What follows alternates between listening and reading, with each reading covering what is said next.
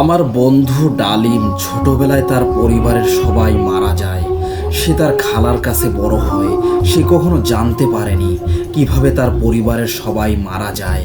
সে অনেকবার তার খালাকে জিজ্ঞেস করেছে কিভাবে তার পরিবার মারা যায়, কিন্তু তার খালা তাকে কিচ্ছুই বলেনি। যখন তার বয়স 14 বছর তখন তার খালা তাকে তার পরিবারের মারা যাওয়ার ঘটনা বলতে রাজি হয়।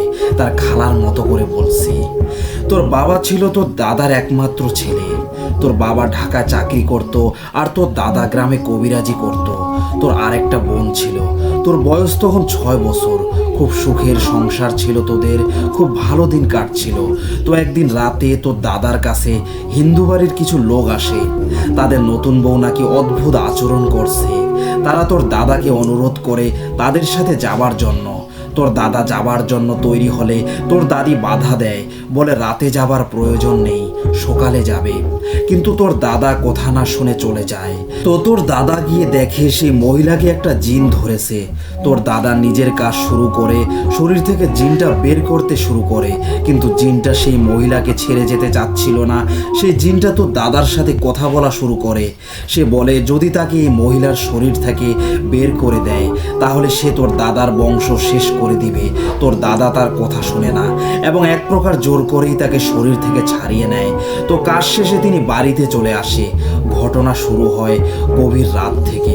রাতে টিনের চালে ঢিল পড়া শুরু হয়। বাহিরে করুণ সুরে কাক ডাকে, আবার ছাগল ডাকতে থাকে। রাতে তারা কেউ আর বের হয়নি। তো দিনের বেলা সব স্বাভাবিক থাকে, রাতের বেলা আবার শুরু হয়। এবার একটা মহিলা বাহিরে কান্নাকাটি শুরু করে। তোর দাদা দাদি মা বাবা বের হয়ে দেখে একটা কালো ছায়া অন্ধকারে কান্না করছে। তোর দাদা কাছে গিয়ে জিজ্ঞেস করে কি চায়। সে বলে, তুই আমার ঘর কেড়ে নিয়েছিস, এবার আমি তোর পরিবার কেড়ে নিব। প্রথমে তোর নাতনিকে নিয়ে যাচ্ছি, এই বলে সে চলে যায়। সবাই ঘরে আসলে দেখে তোর ছোট বোন ঘরে নেই। সবাই খোঁজা শুরু করে। সারা রাত সবাই খোঁজে কিন্তু কোথাও পায় না। সকালবেলা বাড়ির পেছনে জঙ্গলে তার লাশ পাওয়া যায়। পুরো পরিবারের শোকের ছায়া নেমে আসে। তোর দাদা বুঝতে পারে তার কাজটা ঠিক হয়নি।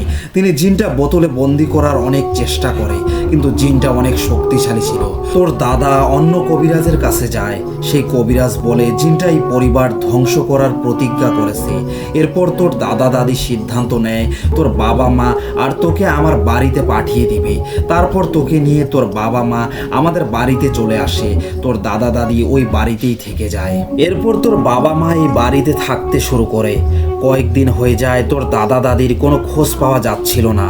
তোদের বাড়ির আশেপাশের কাউকে জিজ্ঞেস করলেও কেউ কোনো খোঁজ খবর দিতে পারছিল না। বাধ্য হয়ে তোর বাবা মা তাদের দেখতে যায়, কিন্তু গিয়ে দেখে এক বীভৎস দৃশ্য। তোর দাদা দাদির মৃত লাশ বাড়িতে পড়ে আছে। তোর দাদিকে মেরে ঘরে ঝুলিয়ে রাখা হয়েছে, আর তোর দাদাকে মেরে তার চোখ দুটো খুলে ফেলা হয়েছে। তার লাশ তোদের গোয়াল ঘরে পড়েছিল। তাদের চোখে মুখে আতঙ্কের চিহ্ন ছিল। এই ঘটনার পর তোর বাবা মা অনেক ভেঙে পড়ে। তারা সিদ্ধান্ত নেয় যেহেতু তার দাদার সাথে জিনটার শত্রুতা ছিল, এখন আর কিছু হবে না, তাই তোকে আমার কাছে দিয়ে তারা ওই বাড়িতে চলে যায়। কিন্তু কয়েকদিন হয়ে যায়, আমরাও আর তাদের খোঁজ পাচ্ছিলাম না। তারপর আমরা গ্রামের কিছু লোক নিয়ে তোদের বাড়িতে যাই। গিয়ে দেখি তোর বাবা মাকেও মেরে ফেলে রাখা হয়েছে। তোদের পরিবারটা শেষ হয়ে যায়। তোর খালু আর আমি তোকে নিয়ে বেশ চিন্তায় পড়ে যাই। আমরা তোদের গবাদি পশু গ্রামের মানুষকে দিয়ে দেই আর তোকে সাথে করে নিয়ে চলে আসি। এরপর তুই ভীষণ ভয়ে ভয়ে থাকতি। তোর খালা একজন বড় কবিরাজের সন্ধান পায়। তার সাথে গিয়ে দেখা করে। সেই কবিরাজ বলে এই জিনটাকে ভারতের এক তান্ত্রিক পালতো। সে বিভিন্ন কাজ করাতো। জিনটা পালিয়ে এসেছে। তার বাঁচার জন্য নতুন একটা শরীর দরকার ছিল, তাই সেই হিন্দু মহিলার শরীরে ভর করেছিল। তোর দাদা জোর করে তাকে শরীর থেকে ছাড়িয়ে নেয়। তাই সে প্রতিশোধ নিয়েছে তোদের পরিবারের সাথে। জিনটা কিছু দিনের মধ্যে মারা যাবে। ততদিন তোকে সাবধানে রাখতে হবে, আর তোর 14 বছর বয়স হয়ে গেলে আর সমস্যা হবে না। তারপর আমরা তোকে আগলে রাখি। কবিরাজ তোকে কিছু তাবিজ দেয়, সেগুলো কখনো তোর কাজ ছাড়া করেনি। আর এখন তোর 14 বছর, এখন তুই বিপদ মুক্ত। এই ছিল আমার বন্ধুর ঘটনা। যখন সে আমার কাছে তার পরিবারের কথা বলছিল, তার চোখ দিয়ে স্রোতের মতো পানি পড়ছিল। আমি কি বলে তাকে সান্ত্বনা দিব বুঝে উঠতে পারছিলাম না। আমি তাকে কাটতে বাধা দেইনি। মানুষের জীবনটা সত্যিই খুব বিচিত্রময়। এখানে কতজনের সাথে কত ঘটনা ঘটে যায়, আমরা কয়জনের ঘটনাই বা জানি? লিসেনার্স, এবার আমরা পরের ঘটনায় চলে যাব। আজকের ঘটনাটা আমার বান্ধবীর সাথে ঘটা। আমাকে সে গতকাল শেয়ার করে এটা। সোজা ঘটনায় চলে যাচ্ছি, ওর ভাষাতেই লিখলাম। আমি রূপা, সোনির হাই স্কুলের ফ্রেন্ড। আমরা দুই ভাই এক বোন। আমার বাবার ভাই বোনদের মধ্যে আমার বাবা ছিল বেশি শিক্ষিত এবং প্রতিষ্ঠিত, সবটাই নিজের চেষ্টায় এবং পরিশ্রমে। আমরা তখন ঢাকায় থাকতাম। আমার বাবার ভালো অবস্থানটা ওনার একমাত্র বোন সহ্য করতে পারতো না। সুযোগ পেলে আমাদের খোঁচা দিয়ে কথা বলে অনেক। আমার আম্মু অনেক পরেশগার মানুষ, বেশি ঝামেলায় উনি থাকেন না। আমি আমার দাদির মতো দেখতে হওয়ায় বেশ সুন্দরী ছিলাম লোকে বলে। একেবারে পরিপূর্ণ পর্দায় অভ্যস্ত আমি। একবার পরিবারের সাথে গ্রামে যাই কাকার মেয়ের বিয়েতে। তখন আমি 10 কি 12 বছরের একজন মেয়ে। সাধারণত পাঁচ পর্দা বলতে যা বোঝায় আমার মা আমাকে সেভাবেই পর্দা করতে শিখিয়েছেন খুব ছোট থেকেই। বিয়েবাড়ি লোকের সমাগম থাকবেই, বোনদের সাথে খুব সহজেই মিশতে পারি আমি। এর মাঝে ফুফাতো বোন ছিল আমার একমাত্র ফুপির একমাত্র মেয়ে। হলুদের দিন ওরা সবাই বাইরে বসে মেহেদি পরবে। আমাকেও আসতে বলল, কিন্তু আমি না করে দেই। ওদেরকে বলি বাইরে অনেক মানুষ, তোমরা ভিতরে মেহেদি দাও, আমিও দেই। সবাই মেনে নিলেও আমার ফুফাতো বোন নারাজ ছিল। আমার ফুপিকে ডেকে আনে, আমি নাকি সবাইকে ওর থেকে আলাদা করছি। আমার ফুপি সেদিন বাড়ি ভর্তি মেহমানদের সামনে আমাকে আর আমার আম্মুকে বলে যে রূপের বড়াই করলি সেটা থাকবে না, দেখিস আমি থাকতে দেব না। এই রূপের জন্যই তো এত দেমাগ, বাইরে আসতে চাস না। আম্মু খুব মন খারাপ নিয়ে বিয়ের দিন আপুকে নিয়ে বাসায় চলে আসে। ভাইয়া আর আব্বু পরের দিন আসে। সেদিনের কথা আমি ভুলেই গিয়েছিলাম, কিন্তু আম্মু সেই কথা মনে করে অনেক ভয় পেতেন। প্রায় বছরখানেক পর আমি 6 কি 7 পড়ি। ফুপি ওনার মেয়েকে নিয়ে আমাদের বাসায় আসেন একদিন সকালবেলা ছেলের বিয়ের দাওয়াত দিতে। আমি স্কুল থেকে এসে দেখি ফুফাতো বোন আমার রুমে আলনার কাছে একটা কেচি নিয়ে কিছু একটা করছে। আমাকে দেখে বলল, রূপা কেমন আছিস? ভাইয়ার বিয়েতে আসবি কিন্তু। আমার মাথা থেকে বেরিয়ে গিয়েছিল কথাটা, কেচি নিয়ে সে কি করছে। এরপর দুপুরের খাবার খেয়ে ফুপিরা চলে যায়। আমার প্রথম সাময়িক পরীক্ষা থাকায় আমি আম্মু যাইনি। ভাইয়ারা ও আব্বু গিয়েছিল বিয়েতে। পরীক্ষা শেষ হওয়ার পর একদিন রাতে আমার ভীষণ পেট ব্যথা শুরু হয়। তীব্রতা এত ছিল যে আমি চিৎকার করে কান্না শুরু করি, আর আমার আম্মু দৌড়ে আসে। গ্যাসের ব্যথা ভেবে ওষুধ দিল, কিন্তু থামছে না, বেড়েই চলছে। মাঝরাতে কোনো ডাক্তার তো পাওয়া যাবে না। সকালবেলা হাসপাতালে নিয়ে যাওয়া হয় আমাকে। ব্যথা বেশি দেখে ওনারা ভর্তি দেয়। এরপর ডাক্তার আসলে আমাকে দেখে টেস্ট দেয়, কিন্তু রিপোর্ট আসলে নর্মাল ছিল, কোনো সমস্যা নেই। ব্যথা এত ছিল যে আমি জ্ঞান হারিয়ে ফেলি। ঢাকার অনেক নামি দামি একটা হাসপাতালে ভর্তি ছিলাম। ঘণ্টাখানেক পর হুঁশ ফিরলে ব্যথা কিছুটা কম মনে হচ্ছিল। তবুও আব্বু আরও 2 দিন রাখতে চাইলেন, যে আর কোনো সমস্যা হয় কি না। সন্ধ্যার দিকে আমি একটু ঘুমিয়ে পড়েছিলাম। আম্মু সম্ভবত ওয়াশরুমে ছিল, ভাইয়া বাসায় চলে গিয়েছিল, আব্বু কেবিনের বাইরে ছিল। ঘুমের মধ্যেই আমার মনে হলো যেন একটা গরম বাতাস আমার ভেতরে ঢুকে গেল। সাথে সাথে আমার প্রচণ্ড ব্যথা শুরু হলো সমগ্র শরীর জুড়ে। ডাক্তার এসে দেখে সে নিজেও অবাক ছিল, কারণ আমার অবস্থা ভালোর দিকে ছিল। টেস্টে কোনো প্রকার সমস্যা ধরা পড়েনি। আমার চিৎকারে আশেপাশের লোকজন পর্যন্ত কান্না করেছিল সেদিন। একজন নার্স ছিলেন, ওনার বাড়ি হোমনা, কুমিল্লার একটা উপজেলা। তিনি আমার আম্মুকে বলেন, আপা আমার কাছে মনে হচ্ছে সমস্যা অন্য কোথাও, আপনারা বাসায় নিয়ে যান, আর পারলে কোনো একটা হুজুর দেখান। আপনার মেয়ে যে সমস্যা, আল্লাহ না করুক এমন হলে সেটা এখানে কেন, দুনিয়ার কোনো হাসপাতালে ধরা পড়বে না। আম্মুর কেন জানি ফুপির সেদিনের হুমকি মনে পড়ে গেল। এরপর আমাকে বাসায় নিয়ে যাওয়া হয়।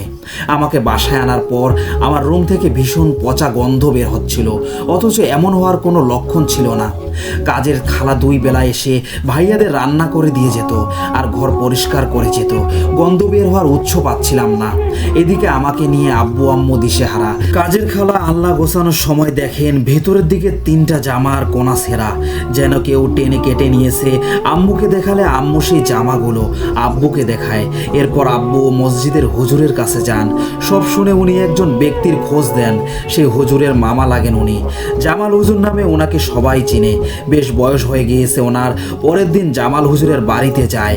এরপর সব খুলে বলে সেদিন বিকেলে আসেন তিনি, তখনও কান্না করছিলাম আমি ব্যথায়। মাত্র 4 থেকে 5 দিনের ব্যবধানে আমার চোখের নিচে কালো দাগ হয়ে গিয়েছিল, শুকিয়ে গিয়েছিলাম অনেক। খাবার বলতে একটু পানি খেয়ে বেঁচেছিলাম। জামাল হুজুর ড্রয়িং রুমে বসেন, আমাকেও সেখানে নিয়ে যায়।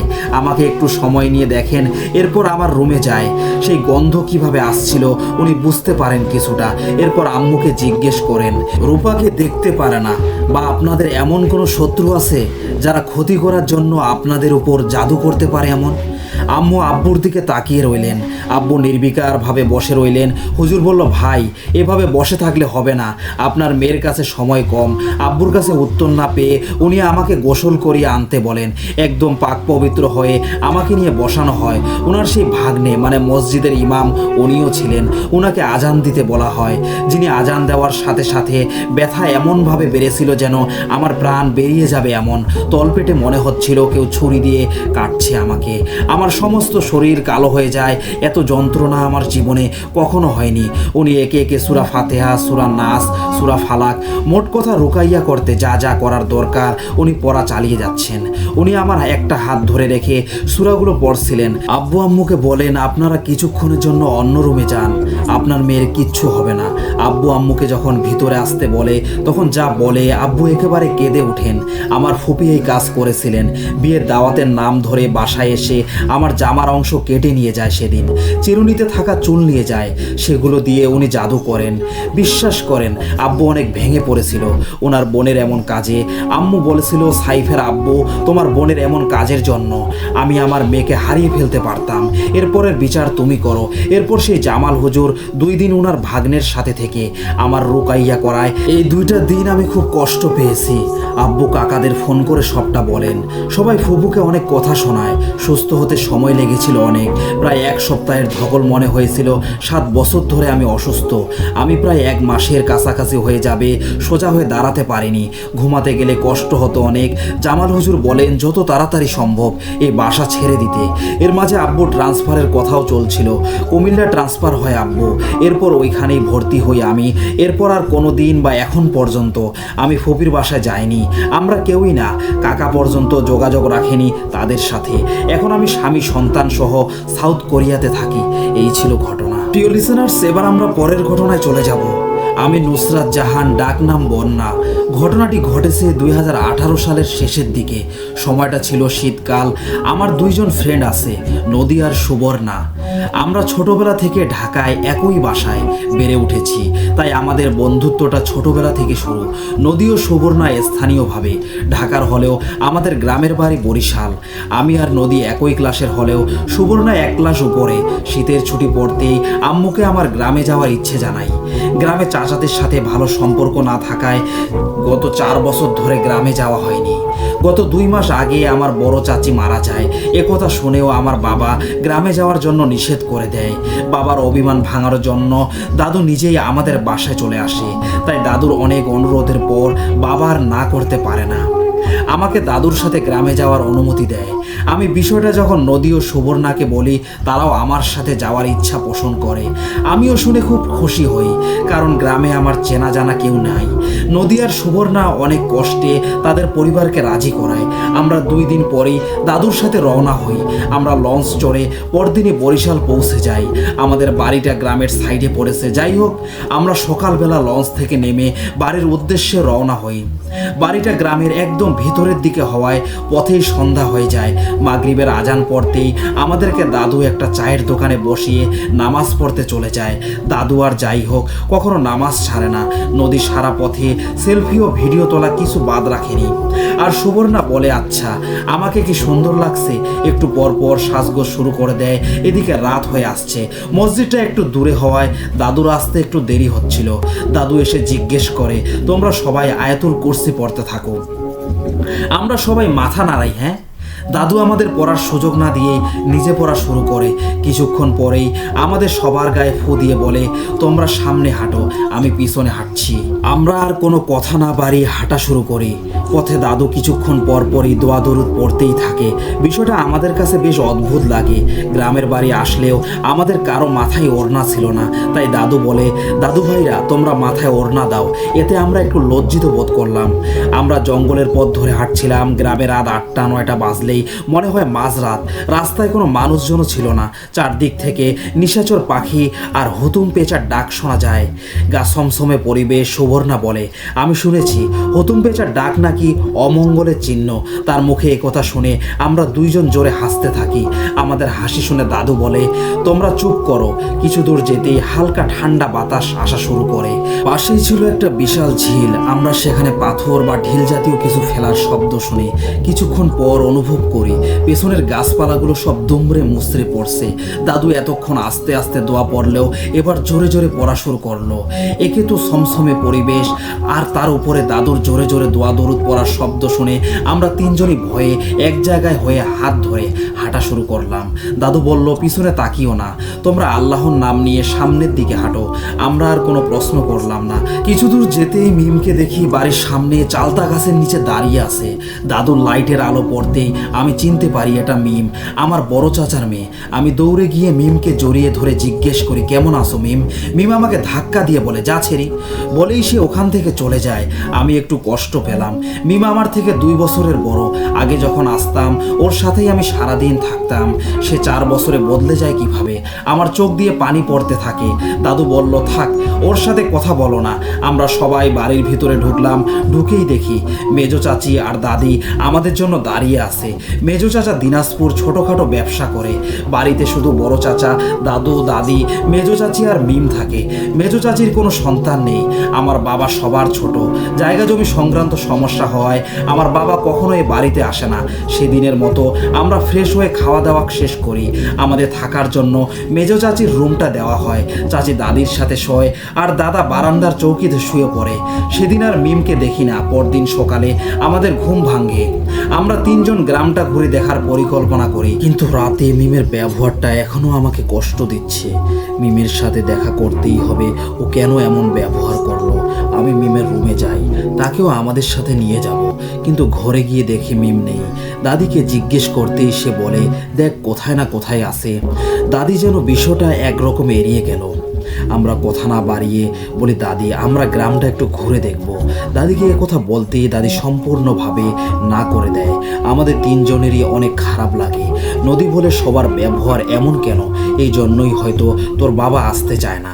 বিকেলে দাদি আমাদের জন্য পিঠা বানিয়েছিল। শীতের দিনে পিঠা খাওয়ার মজাই আলাদা। এর মধ্যে খেয়াল করলাম মিম বাগানের দিক থেকে আসছে। 4 বছর আগের মিম, আর সেই মিম নেই।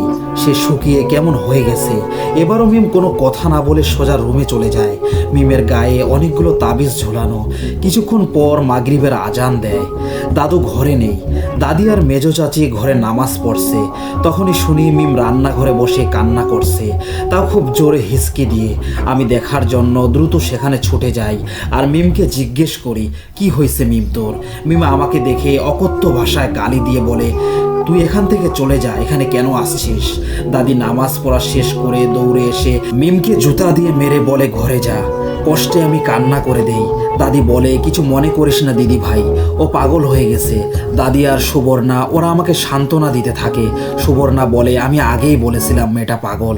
দাদি আরও কিছু বলতে যাবে, তখনই মেজো চাচির চিৎকার শুনতে পাই। সম্ভবত চাচি পুকুরে পড়ে গেছে। আমরা পুকুরের দিকে দৌড়ে যাই। গিয়ে দেখি চাচি পুকুরে তলিয়ে যাচ্ছে। দাদি আর আমরা মিলে কোনো রকমে চাচিকে টেনে তুলি। চাচির খিঁচুনি শুরু হয়। চাচির হাত পা মুচড়ে যেতে থাকে, ঠোঁট বেঁকিয়ে যায়। দাদি দোয়া দরুদ পড়তে থাকে। চিৎকার শুনে আমাদের পাশের বাসা থেকে আমিনা কাকি ছুটে আসে। সুবর্ণা ভয়ে কান্না করে দেয়। এদিকে দাদুর আসার নাম নেই। চাচির জ্ঞান ফিরতে অনেকক্ষণ সময় লাগে। জ্ঞান ফিরতেই আমিনা কাকি জিজ্ঞেস করে কি হয়েছিল। মেজো চাচি বলে, আমি নামাজ শেষ করে ওয়াশরুমে যাওয়ার জন্য বের হই। তারপর দেখি আম্মা মানে আমার দাদি আমার ডাকতেছে, বলে, বউ আমিনদের বাগানে যে রসের হাঁড়ি পাচ্ছিলাম, চলো নিয়ে আসি। আম্মা এখনো তো রস ভরে নাই, আর মাইয়া 3টারে একলা রাখা যাওয়া ঠিক হইবে কি? আম্মা আর কোনো কথা না বলে পুকুরের দিকে হাঁটা শুরু করে আর মিনমিন করে কিসব জানি বলে। একটু পর দেখি আম্মা আর নেই। তখনই একটা কালো বিড়াল হাইটটা পুকুরের দিকে যায়। বলতে বলতে চাচি কান্না করে দেয়। আমিনা কাকি বলে, তোমার বোঝা উচিত ছিল। মেজো চাচি বলে, কিছু বোঝার আগেই তো ওই জিন আমারে ধাক্কা দিয়া পুকুরে ফালাইয়া দিছে, আমাকে দোয়া পড়ারও সুযোগ দেয় নাই। চাচির মুখে জিন কথাটা শুনে আমরা ভয় পেয়ে যাই। আমরা তো রীতিমতো কান্না শুরু করছি। দাদি বলে, থাকবো, থামো এবার, আর এখন ঘুমাইতে যাও। আমিনা কাকিও চলে যায়। দাদু তখনও বাসায় আসে নাই।